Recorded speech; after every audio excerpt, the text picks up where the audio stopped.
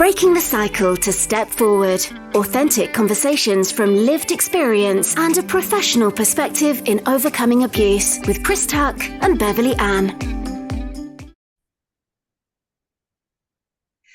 Hello and welcome to Breaking the Cycle to Step Forward with myself, Beverley Ann, and my wonderful co-host. Hi everyone, Chris here. And today we have a rather special guest, and her name's Gloria Masters. Gloria, we're going to say good morning, but you're in Australia, so it's good evening. I'm actually in New Zealand, and it is good evening. Do you know what? That's because my daughter lives in Australia and her husband comes from New Zealand. Yeah. And I've got a link as well. My sister's boyfriend is also a New Zealander. Perfect. So, Gloria, we're going to read out your bio because it's absolutely amazing. And then we're going to pick it apart through our questions and our conversation with you today. And I just want to thank you on behalf of myself, because you've interviewed me in the past, but you interview so many other individuals that have experienced harm in some way.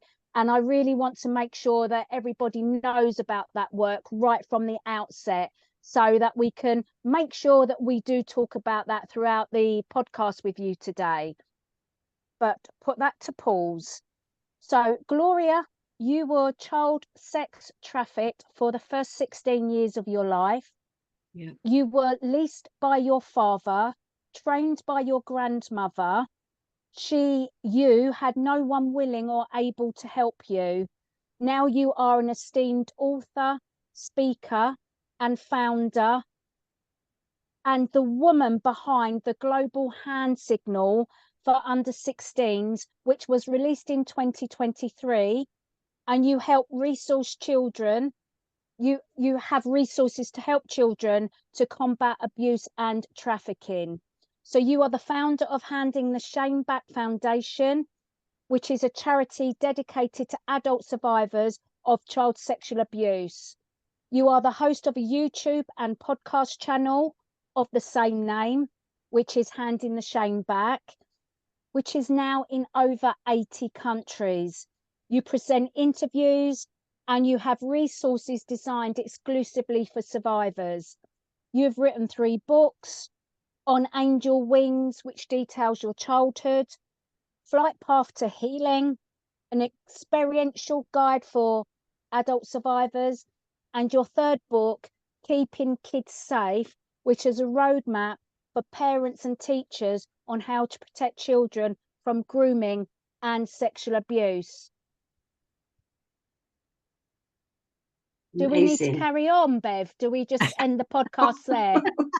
Well, only because I want to hear from Gloria, but you know, it never amazes me when I hear other people's stories. And Gloria, wow. Yeah. So, Gloria, let's take you, but we're going to explore all of that, because what we can't, you know, why not? We can't let any of that go. But what was life like growing up for you, like your family, your education? Can you just give us a snapshot, and of course only share what you're happy to share? Yeah, thank you, both of you. Honoured to be here. Look, childhood was a nightmare. I actually can honestly say I didn't have one. I was so traumatized and so sexualized and so abused and so minimized, and almost to the point where I had to parent myself. So I didn't actually have the normal experience children do. I was always on guard. I was always defending against. I was always hypervigilant, dissociated, etc. So my childhood was, I was living within a family who were considered middle class New Zealand, but there was a lot of intergenerational trauma as I look back. And my father was what I would call a psychopath. My mother was a narcissist. And so there was never room actually to be a child. Yeah, I mean, we can relate to quite a lot of what you've said about not actually having a childhood, being on guard, that hypervigilance, and just not knowing what's going to happen next. So the security, the stability that a lot of children do experience in a normal, loving, caring, nurturing environment, we just didn't have. And it's hard to actually get that across to people, isn't it? Yes, because people struggle. I call it that cognitive dissonance. To me, people can't assimilate that that's a possibility. So rather than accepting that, they turn away because it's unpalatable.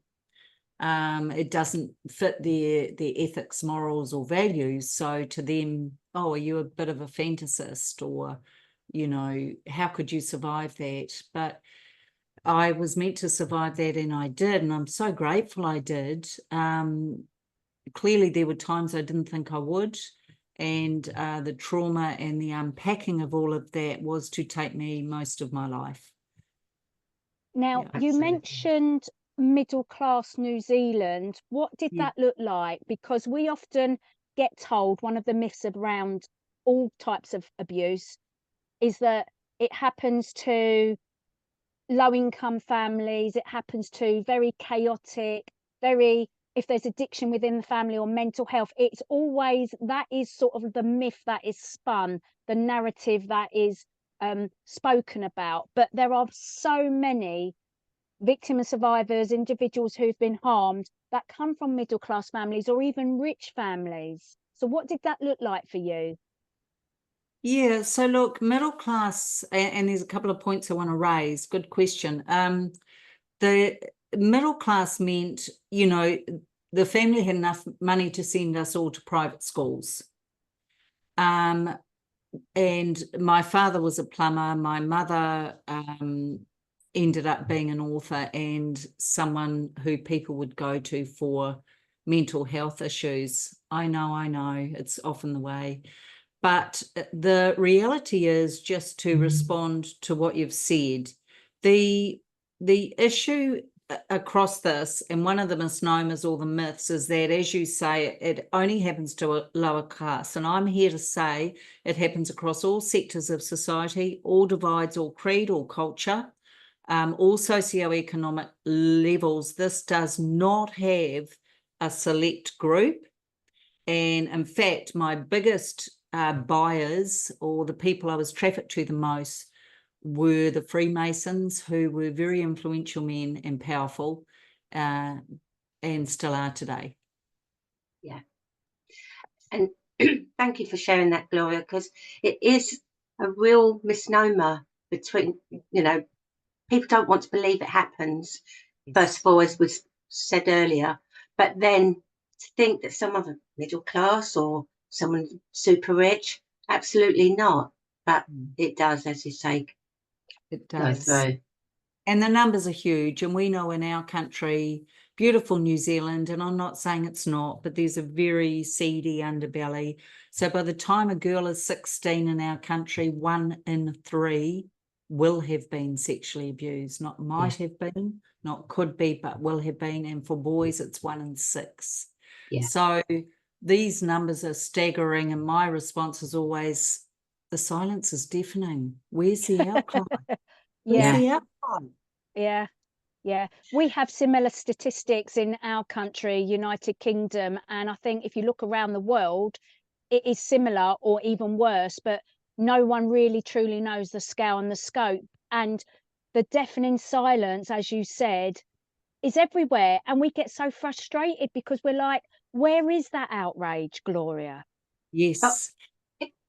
It comes from the conviction rates as well, because people look to the evidence, like as we normally do, but they look to courts and they say, well, if it was that prolific, we'd have more people found guilty. But as we know, it's one of the only crimes where we actually disbelieve our victims. Yes. And have to prove them to tell the truth.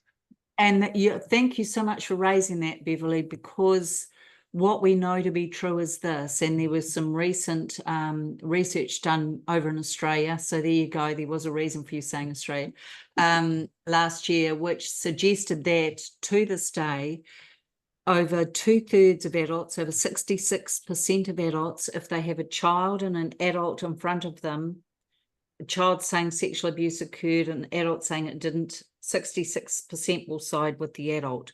So Wow. we almost make it impossible for our children to ever speak up. Absolutely. And people find it hard enough to hear from an adult, you know, from all of us sharing our stories. People find it really hard because it is heinous. Let's be frank here. You know, we feel empathy with each other when we're hearing each other's story.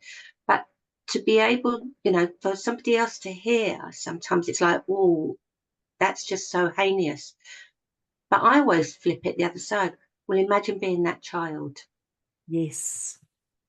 Oh, I love that.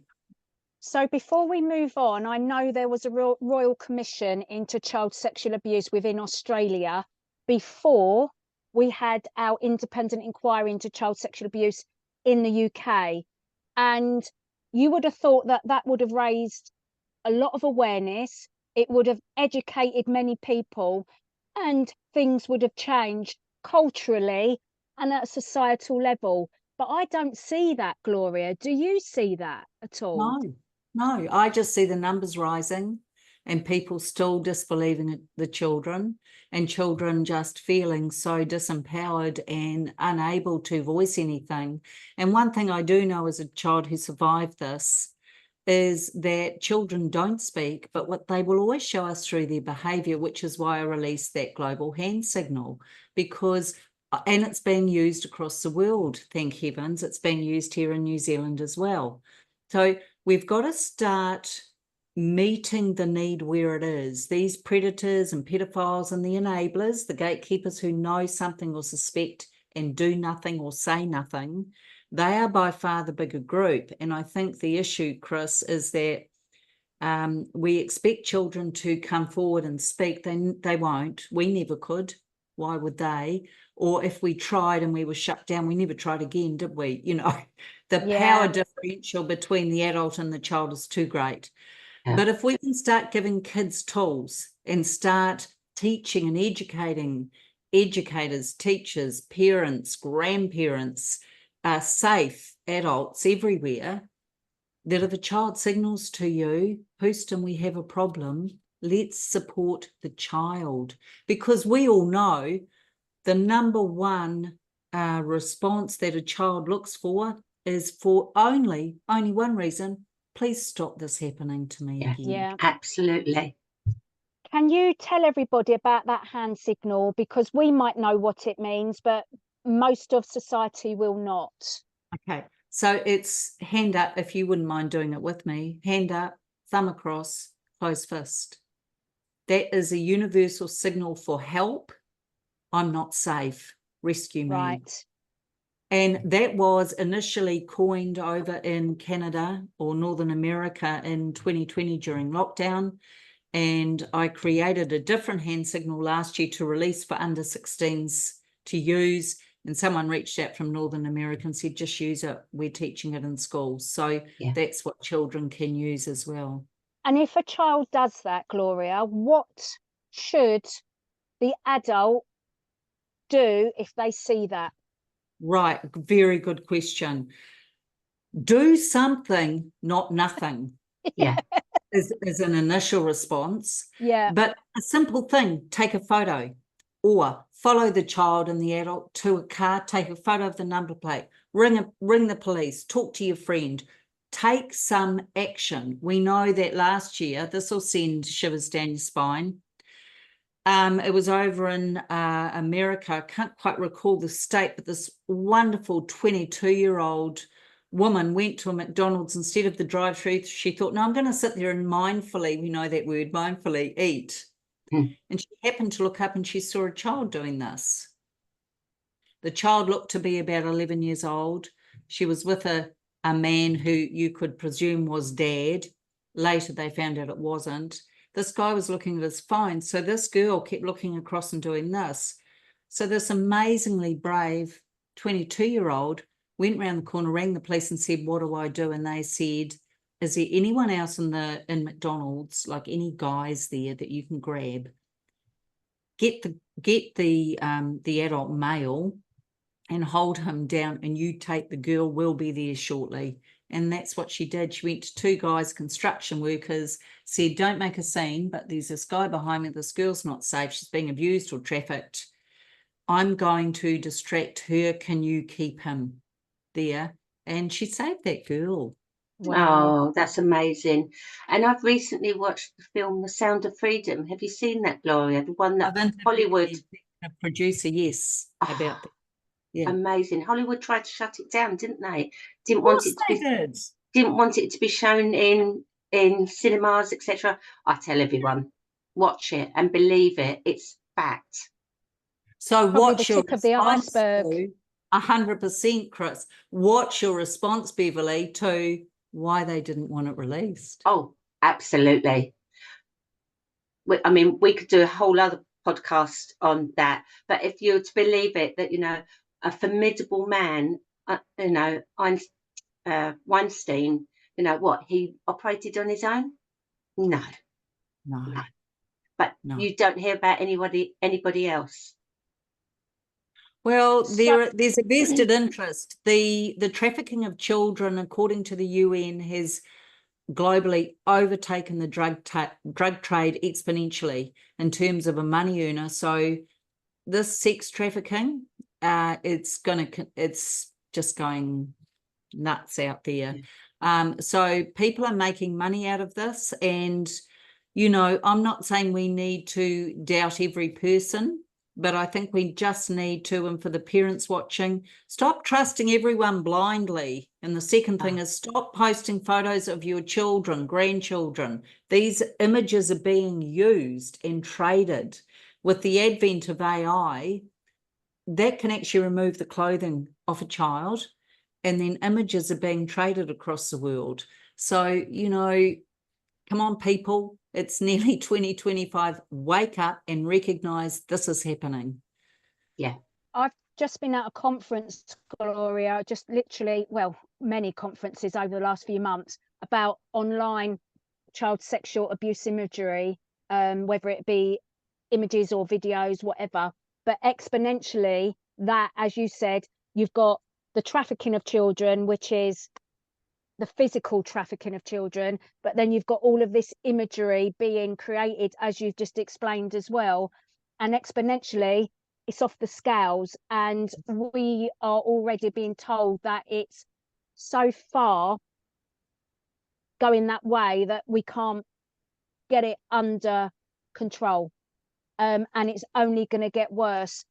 And when you add that all to what goes on within the family home as well, and they're saying now that peer-on-peer abuse, sibling abuse, is the most common type of sexual abuse that is happening now. So things are changing, but getting worse.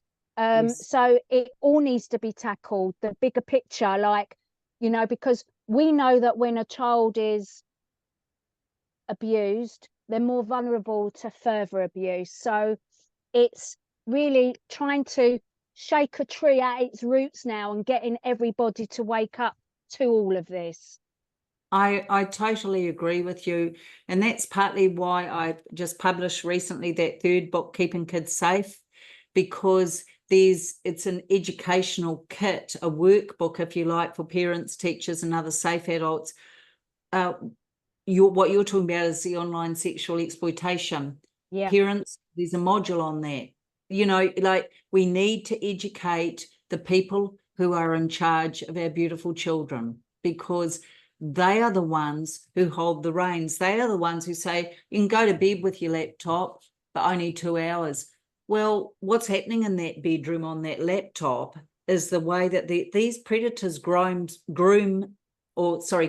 sites that we would use every day. Instagram, TikTok, Snapchat, Facebook, they're just a few, but they're being combed every day by predators searching for images. and searching for vulnerable children, and they're getting to them through apps, and they're getting to them through games.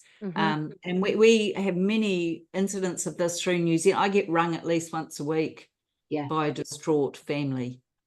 And the other thing too is, you know, when you talk about what's happening and how it's on exponentially rising, is, you know, you look at a site like Pornhub, 10-year-olds are allowed to access.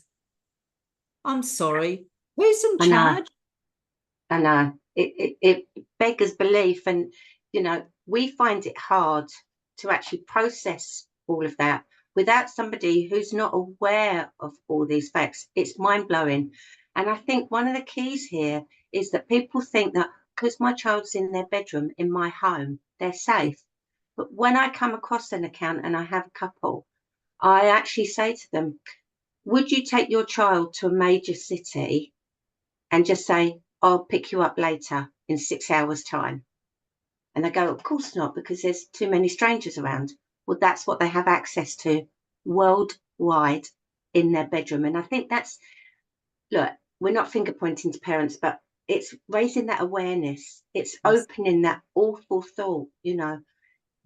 You need to find the knowledge. If you have knowledge, you can take action and make sure your child's as safe as possible. Ask questions. Who is that? Where are they staying? Yes, they're really lovely, that person. But you know what? If you're not happy with an adult in your company, tell me.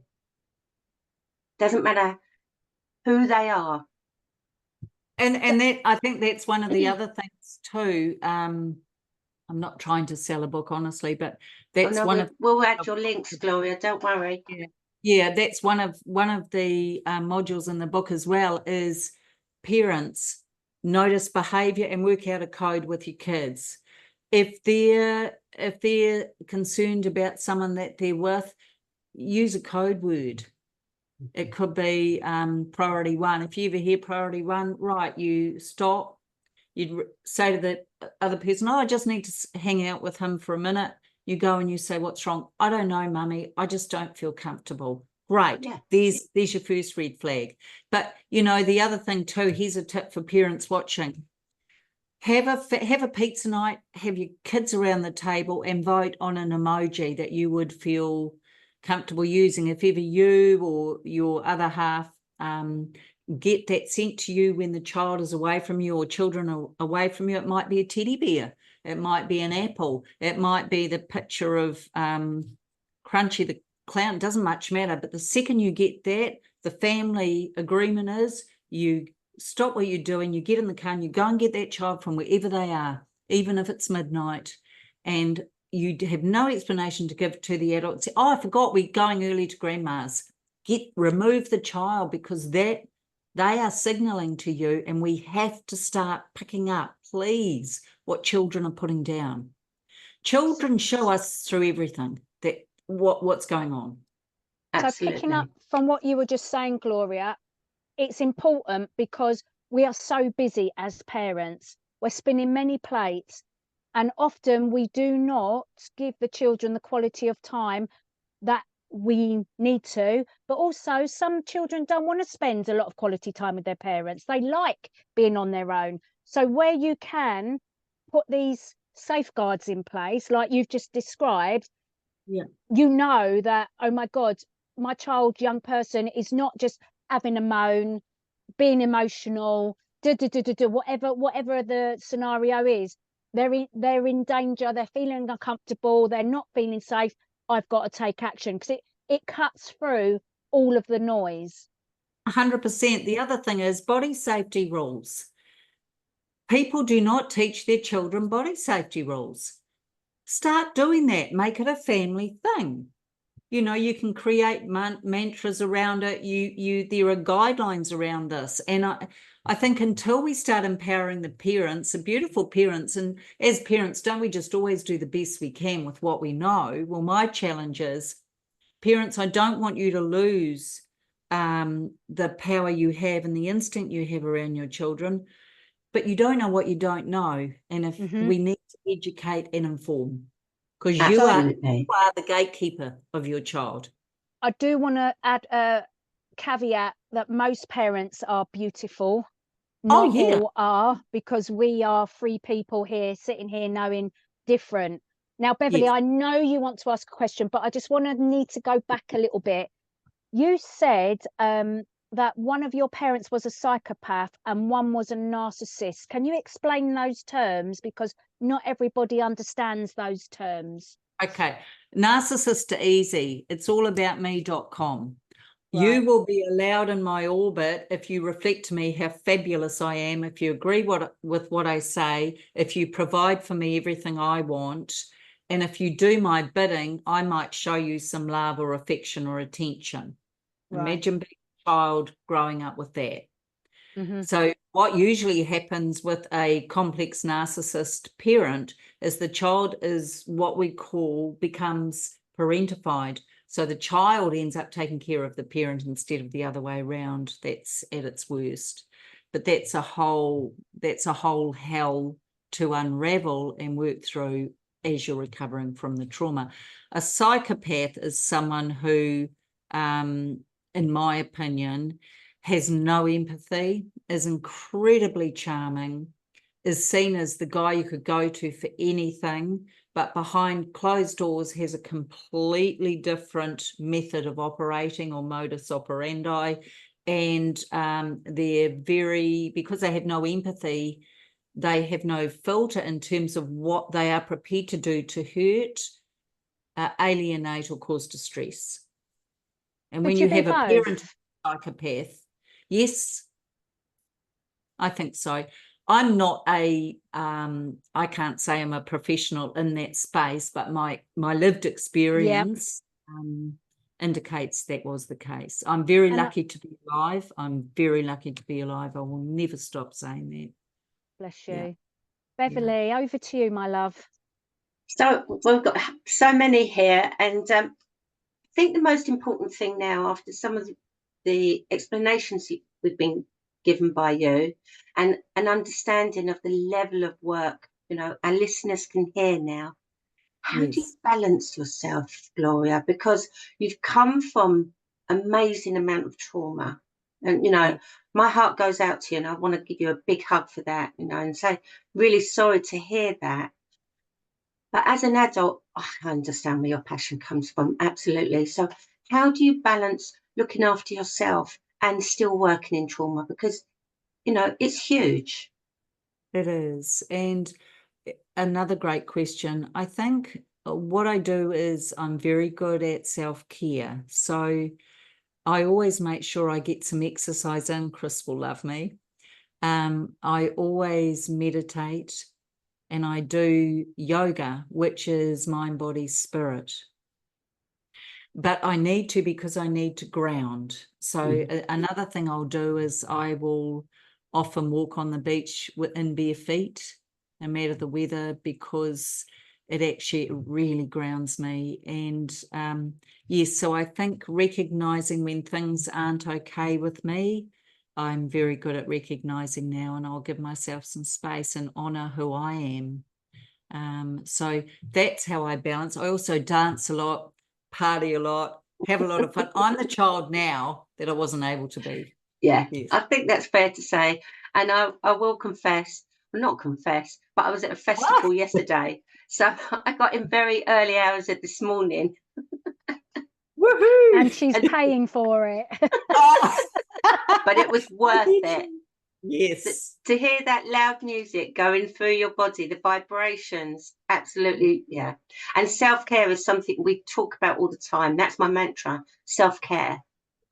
Yeah. And look, just before I came on, I had to turn it off, but I was dancing to the ABBA song Dancing Queen because I loved it. I love that song. So, yeah, it's, it's whatever lights me up, and I'm very kind to myself. I give myself grace. I never used to, as you can imagine, for the first, the first half of my life, it was me. I turned bad. But yes, I've worked my way through it, lots of decades of therapy and lots of other modalities actually, but as well. Yeah. Can you share a little bit about the impact on you, Gloria, and what you have done to get yourself to the space that you've just described? Yeah, look, the impact, think of a train wreck, because at the age of 16, I escaped, but my next 16 years reflected the trauma. And it was at 32 that I started to recover memories and deal with what had happened. So I think the impact was, the biggest impact on me was a highly developed false self. And that's not often something you hear as being an impact.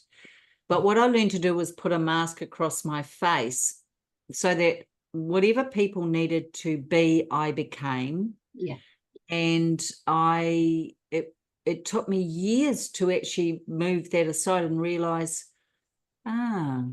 it's not actually who I am. It's what I learned to be to keep as safe as I could, because I was never safe. Yes. I've gone all goose pimply. I don't know if you can see. Literally, my hairs are standing on end. Oh, Yeah. I can so resonate. Carry on. Sorry, Gloria. No, that was it, really. That was the big build up, and that was the one line. But yeah, no, so when I finally learned to bring back in or integrate the disintegrated, split off parts of me, then I could live with me, and then I could be who I was always meant to be. And that's why my first book is, the tagline is From Trauma to Grace, because that took a long time. That was my biggest challenge, was letting the false self go and trusting that the real me, the real Gloria, stand up, meeting myself at my own door, if you like. It's very And powerful. this is what a lot of people don't actually realise. So, you know, we were all 16 when we got away and started to lead our own lives. And it is that survival spirit that gets us through. And it is the learned behaviours, wearing that mask, you know, and we all have something that tips us over, and then we think, no, enough's enough. And I remember like hitting rock bottom and literally feeling like there was a deep inside me, this tiny little shoot. It was like, no, I am worth it, and I'm going to fight for you. And I don't know where that came from, but did you have a pivotal moment, Gloria, that you just thought, enough's enough, I can't carry on like this? Do you know, I think it was becoming a parent, and I realized I was determined to be a good parent, a good mum.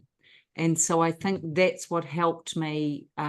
Trigger warning, had I not been a parent, I don't know that I'd be here today. Yeah. Because facing into that level of trauma and trying to make sense of it was almost too much. Yeah. So yes, so I'm very grateful I made it. Yeah. Yeah. Was that pivotal moment, I think, being a parent, because you've got to remember, as in generic you, when you have been minimized, devalued, treated like an object for all of your formative years, it's very, very hard to find any sense of self-worth, self-love, self-esteem, self-honor. Yeah. And so I had to find all that from nowhere. So that was a big journey for me. Yeah, and thank you for highlighting that so succinctly, because you used words that, let's be honest, when it's our norm, we can't actually voice it, because it's like, oh, this is what you do. But you said that so well, Gloria, and thank you so much for that. I think the other big thing, Chris, if I can just add, the other big impact was always feeling very different to everybody. I didn't know why, but I just used to feel very different, and that I didn't. And so I would try very hard. And of course, the false self came into play and made sure I fitted. But deep down inside, there was such a disconnect. And I think it was a reflection, actually, of being so disconnected from who I was myself. How could I possibly connect with others? Yeah. I used to call it the black hole. Gloria, you talk about grace. You talk about real me. Yeah. Some people will find that quite difficult to comprehend. What does it mean, I found grace, I give myself grace? What does that look like for you?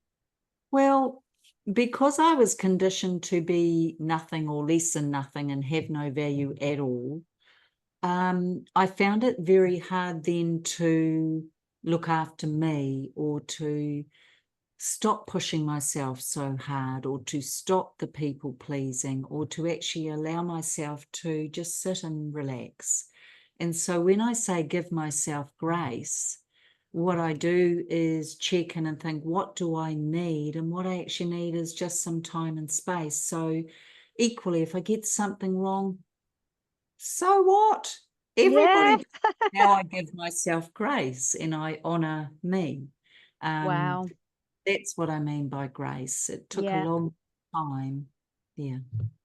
And you sound just like my Beverley, because Beverley says exactly what you just said, but in a different way. Yeah. What do I need? What do I want? That's our inner child, isn't it? Parenting. What is it Yes. you need? What is it you'd like? And if sometimes it means eating a block of dark chocolate in front of rubbishy Netflix, cool. Let's do it. No I did that judgment yesterday. here. There you go. No judgment here. Because what we survived is incredible. Yeah. And so Absolutely.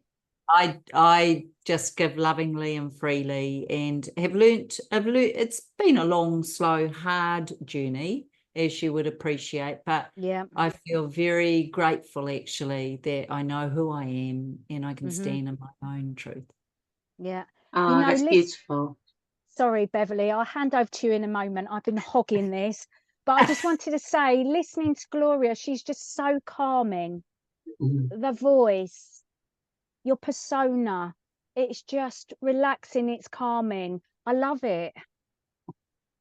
That'll be $120, thanks. No. Well, because I know who I am, Yeah. and I Yeah. know I'm here, and I believe in me, and that's fine. If others don't, that's fine. You do you, but I'm Yeah. going to get my own back. I say that. I say that as well. And there's a song, and it was by George Benson originally. I believe that children are our future, the greatest love of all. That is Yes. my favourite song. I Favourite cry song. every time. Those words. The Whitney Houston version, though, Beverly Ann, come on. Oh no, see, I love both, and Whitney absolutely, but for George Benson, that was in my children's homes one of the songs we constantly played, because it was actually written for a Muhammad Ali film that was released in 1977, and I was 13, and so for me it was even more prolific, because one of the girls said it was her dad that sang it. It wasn't, but that's what we held on to, and we played it all the time. So yeah. Anyway, we're detracting because Gloria, this is Yeah. your time, and time is ticking away. So, what next, Gloria? What does the future look like for you? I'd love to sound knowledgeable and that I have a clue. I really don't You know. do.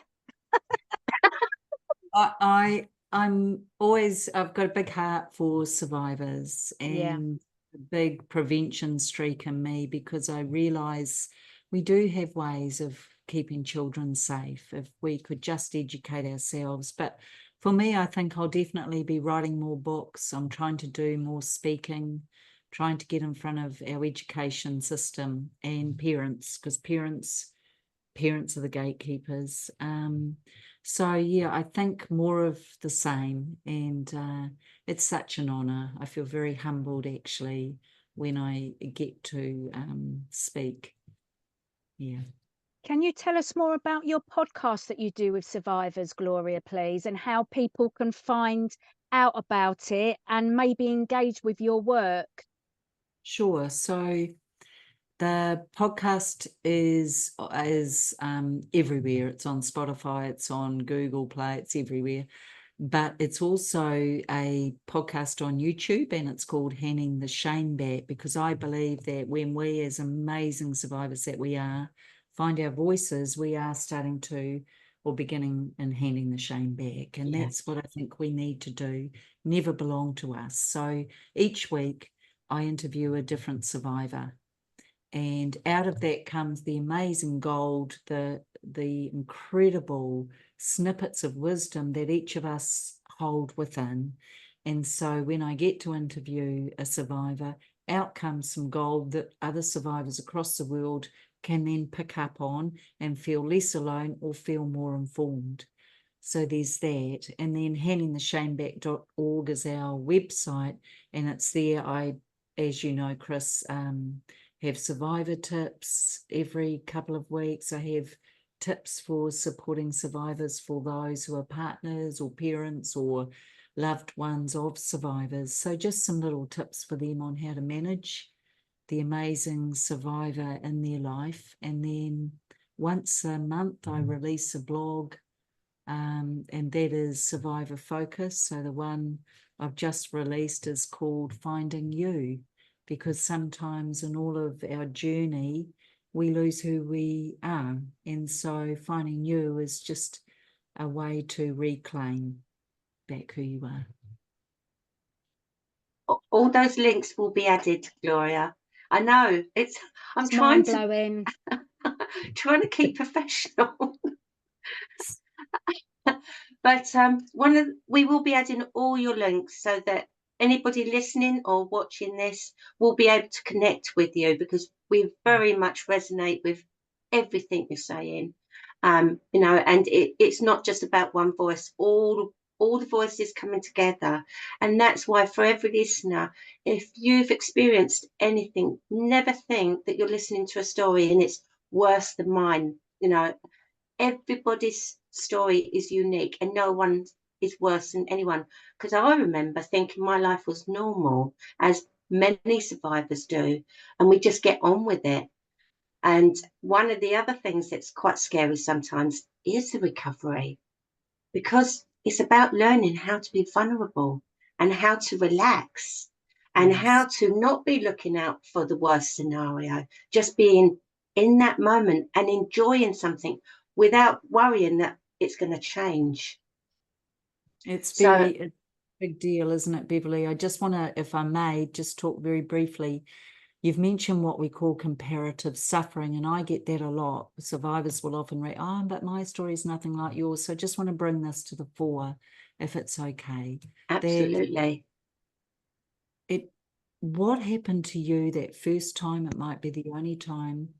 What happened to you, the impact on you, was exactly what happened to me that first time. So their trauma response might be different. It might be fight, flight, freeze, or fawn, but you're not different from me. We had a trauma response.